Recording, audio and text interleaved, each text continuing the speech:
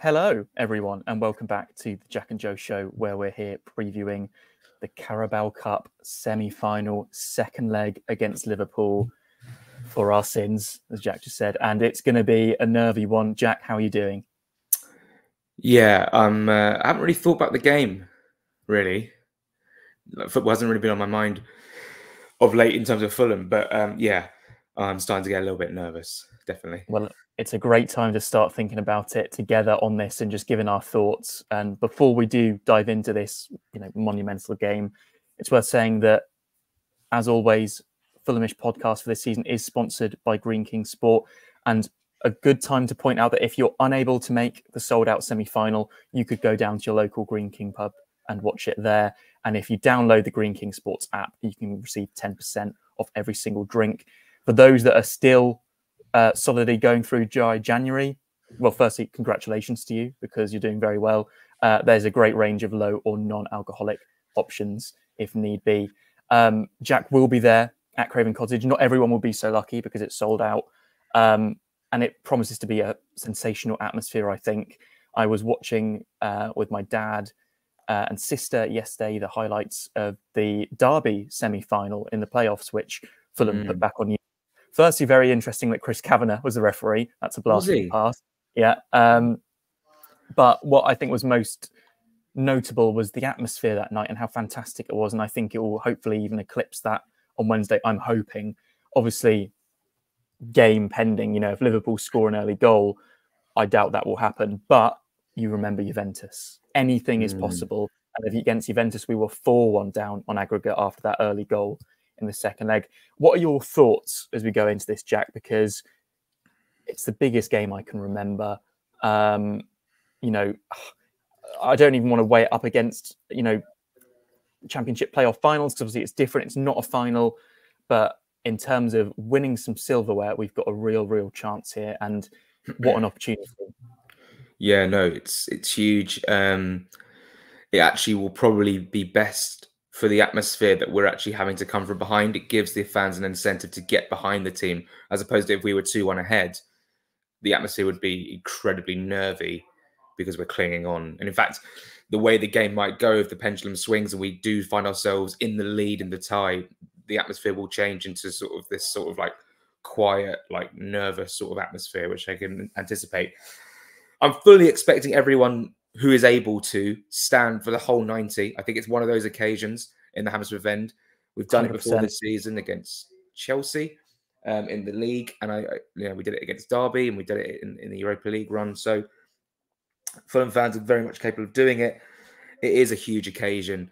There hasn't really, I suppose it's like a week away now. We're recording on Thursday. It's just less than a week. So in a week's time, we will be either booking our tickets to Wembley or calling it quits on the season. Essentially, the season's over. But I'm really nervous. You think of things that make you nervous: school plays, driving lessons, parents' evening.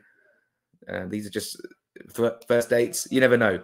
These sort of things make you nervous, but cup semi-final second legs, they don't get much bigger than this, Joe.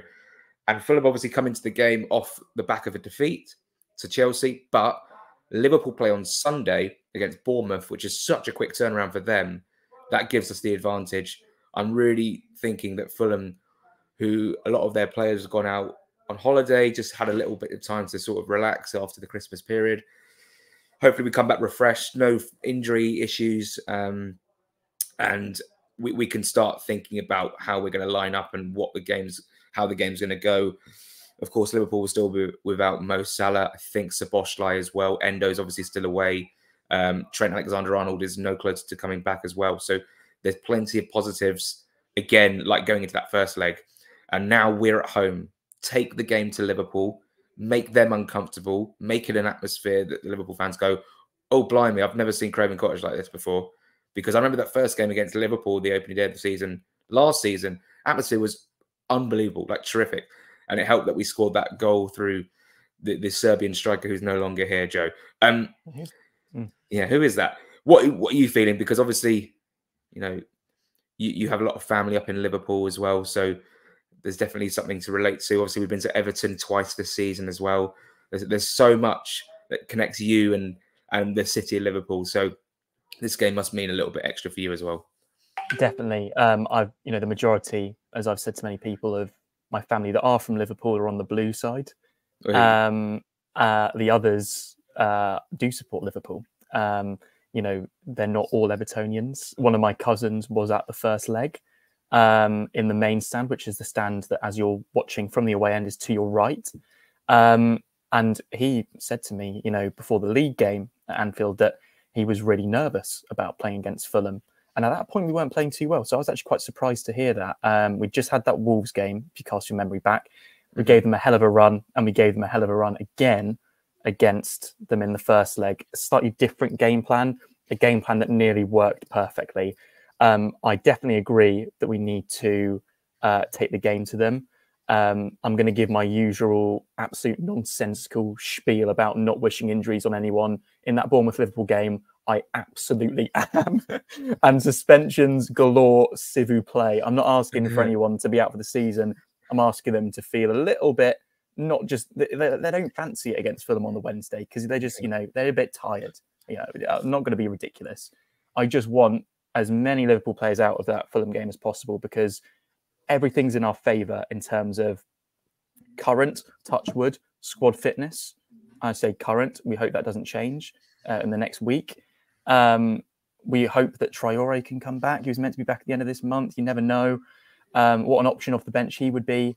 In terms of the team, which I guess we should get into, Jack, and how we should approach the game, I think that Arsenal home display is the perfect example of how we should approach this. And no Wobie, though.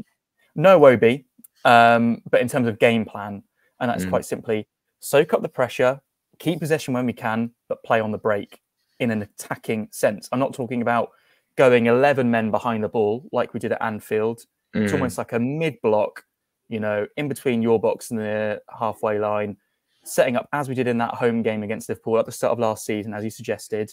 That was the perfect example as well. We can do it. Team Leno in goal speaks for itself. I think that Castagne should start at right back for this one. Okay. I think that he's been playing better than Tete, and I think that he deserves his chance in this semi-final. The centre-back partnership, Bassey's obviously not available. You don't want to throw Ream straight in there. I think it's Tosin and Diop.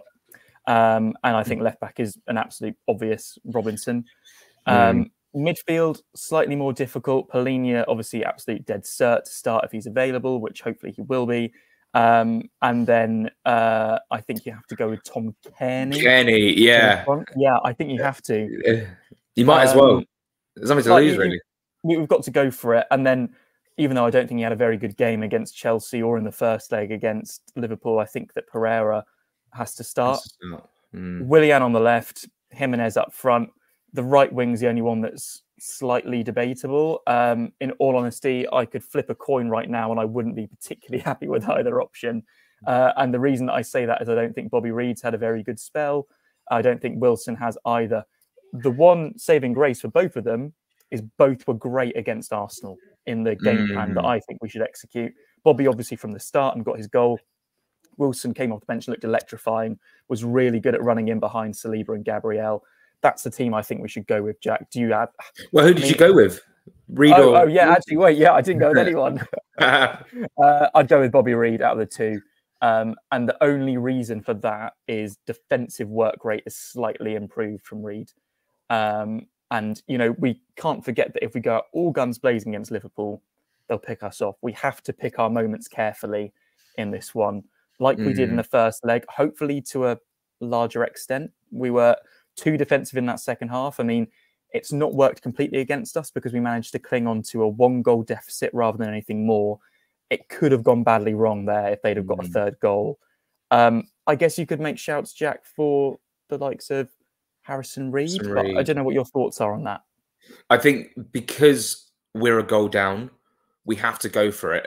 We have to go for it. It's 90 minutes of football. You win 1-0, and then we go to extra time, and players like Harrison Reed, like for my sins, Sasha Lukic comes off the bench and maybe makes some sort of difference. And it's really interesting as well because, you could start Harry Wilson, get him behind, and you know, try and force the what is it? Force the deficit? No, just force the tide towards Liverpool. Just force it, mate. Just come. Just full force. But then again, if that backfires and we're behind, then bringing a player like Bobby Reid off the bench doesn't really fill me with excitement. Whereas if we do start Bobby Reid, who's obviously more defensive minded, and we do get that goal, then we could bring on someone like Harry Wilson, who can really ignite a flame and come off the bench and make a difference to try and turn the whole tie around. So it's a really difficult sort of pendulum, whether you want to go with this sort of cautious, not cautious, because Bobby Reid's still a really good player. But I do think the sensible option would be going for Bobby, just because we have that option to bring off Reid. Because basically, when we started Wilson the weekend, I looked at our bench at Chelsea. I just thought, nah, nothing off the bench. There was nothing that day. And one thing I would say is that Chelsea game is another reason why I think Castagne and Reid might be the right way to go on that right-hand side, because the difference between those two and versus when it was Tete and Wilson for the first, 60, 70 minutes, however long it was, they offered next to no threat other than that one Wilson shot in the first half, which was a very good move from our left, admittedly, crossed into the box. You know, Castagne and Bobby Reid were giving it a bit more of a go on that side, but I also think they were more solid. So I think they gave us the best of both worlds. It's quite a fantastic song. I feel more comfortable starting the game with those two at the moment. Am I right in saying that Joe Gomez is the fill-in at right back? I think he will be the fill-in at left back. Oh, left back. So then Robinson, be Bradley on the right. So Robinson can get at Bradley if he starts. So that is where we do. That's obviously the weak point for Liverpool. That's where we need to exploit. And of course, Robinson and Willian link up so well on that left-hand side. They've got to be exemplary that night. We've seen in previous games against Liverpool with Alexander-Arnold getting bullied by Mitrovic when he towered that header in the first game of the season. But if we can get in behind, have those little pullbacks, and then you got Robinson on the overlap to Willian, he plays it. I could just see a scenario where we score a goal like this, where Robinson on the overlap, Willian finds him, he pulls it back, and Jimenez sort of peels away and hits it first time, and it takes a deflection and goes in off the post past Alisson or Kelleher, whoever starts in goal. It's quite a specific move, but you could just see Robinson get the better of Bradley time and time again, and just keep putting those balls in, keep switching the play to the left, and try and shuffle Liverpool over and tire them out. But I'm coming into this like with a mentality that we should be taking the game to them. But let's not forget the opposition we are playing. It is Liverpool. They will control the game, perhaps. They will have, you know, that 1-0 lead gives them this sort of advantage just to sort of try and frustrate us, try and make us come out and lose shape, and, you know, try and press them hard, and they can just pick us off because they've got the players to do that. However, a player like TC in the middle of the park is really important to control the game when Fulham do have the ball, and Paulinho to stop those transitions. And if we can get Paulinho to stop those transitions, overturn the ball, quickly find Pereira, quickly finds Bobby Reid or Willian with Robinson on the overlap, I just feel like we've got to be really fast when we get those balls in those areas. I'm really excited. I think the fans are going to be really, really, really up for it, Joe. And dare I ask for a score prediction, how it's going to go? Yeah. Well, one thing I also say about just your point there, Jack, about the atmosphere is stay with the team, even if the absolute worst case scenario happens and we go a goal down, because all we have to do, and I say all we have to do, is replicate that Arsenal performance after we went a goal down early. And it's the same exact scenario. 2 goals gets us back level in this instance. We can do this. We can do this. It's going to be difficult. Interesting. My prediction is actually 2-1 Fulham. Right. So we're going to ET phone home. I think we're going to ET phone home. I'm phoning home, telling my mum we're going to be late. And going to be home for tea. hopefully not miserable when we do arrive back, because I think it will go to penalties. No. At the Hammersmith end, Fulham win. Oh, I don't think. And partly I'm saying that because of my heart, not my head. And we've got to back the team. Oh, yeah, absolutely. And I'm 100% with you. I think that Fulham will win the game in 90 by 1-0. Okay. Through a goal in the first half from Jimenez. And I think in extra time, oh, God, heinous. I think we're going to dare say no, what I think we're going to. I think we're going to nick it in extra time. Okay. Harrison Reed off the bench. Oh my God. Okay, nice. He's going to take us to Wembley. I've got this like really good feeling about it, and I know that like Liverpool are a great team. I respect that completely, but it's about time, especially this season. It's about time we beat them.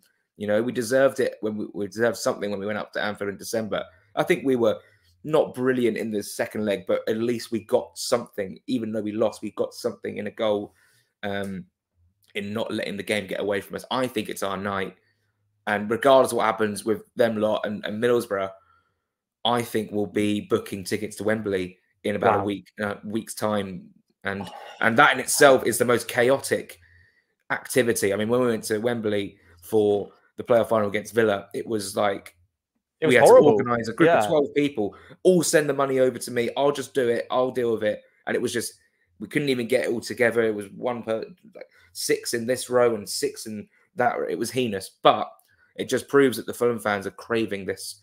We're craving Wembley. And the Fulham fans have been in good spirit on Twitter, bringing up, you know, old transfers of the past. Oh, Jack, I forgot to tell you actually off camera. I had a great one. Someone liked an old tweet of mine when they were all getting like retweeted. And it was just me saying about 16 years old. I think I said something like absolute limbs or limbs everywhere or something very, very cringy. And it was a reply to Fulham. And I was like, oh my God, who was this in reference to? And it was when we signed Richard Stearman. And how times have changed, put it that way. There is chance that Tim Ream may start. I don't necessarily think it will happen. But Joe, let's wrap up because we're short for time today, which is disappointing because obviously it's such a huge game. Yeah. But I hope in this sort of shorter video you've got, you know, you're raring to go. Cup fever, yeah, literally. I would love it. We'd all love it if Fulham did it. But then again, if we don't win and we lose, I'm still going to be there. Everyone should be there, clapping the players off because what a shift we put in. We've beaten Spurs, we've beaten Norwich, we've beaten high-flying Ipswich in the Championship, Everton away from home on penalties, and we've battled with Liverpool. It's been a great run, and we've still got the FA Cup where we host Newcastle, which I'm guessing is that next weekend. That is next weekend. And then we've got Everton, and then we've got our deadline day stream. So plenty to look forward to on the Jack and Joe show in a couple of weeks' time. Dare I say, if we get to Wembley, where on earth are we going to be on the Thursday? Oh my God. Not at work. Mate, I've got work the next day. I've got work the next day. Yeah, I've got work the next day. I think we all do. We're going to be live. They understand. Yeah. We're going to be live. All day. Well, we will be live in the evening, I think. 100%. 100%. Maybe a few vodkas or gins or beer. Joe, it's been a pleasure. Any final thoughts? This is it. This is it. Your final word. Final word. Get behind the team, whether you're there or not. Make the atmosphere the best it's ever been at Craven Cottage and just enjoy a historic night because how great is it to be involved in one of these occasions rather than watching it as a neutral? This is what it's all about. So let's make the absolute most of it, whatever happens on the night. Yeah, and of course, on the Tuesday, we'll know who will be playing if we were to be successful.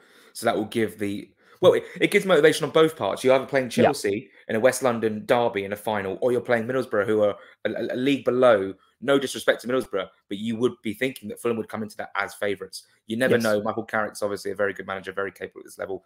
Thanks so much for watching. This is it now. We will see you after the semi-final. Win, lose or draw, will always be Fulham.